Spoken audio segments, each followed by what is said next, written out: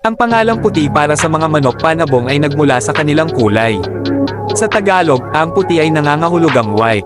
Isa, paglalarawan ng mga manok na ito ay may puting balahibo, kaya madaling nakilala at tinawag na puti.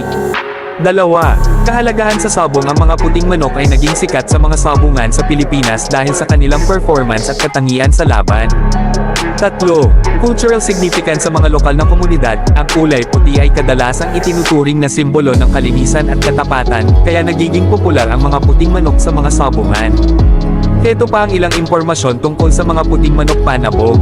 Isa, mga linyada. Ang mga puting manok panabong ay kadalasang nagmula sa mga kilalang linyada tulad ng White Kelso at White Hatch. Ang mga linyadang ito ay may magandang reputasyon sa sabong. Dalawa, breeding practices. Ang mga breeders ay madalas na pumipili ng mga puting manok dahil sa kanilang genetic traits na nagdadala ng magandang performance sa laban. Tatlo, pagsasanay. Ang mga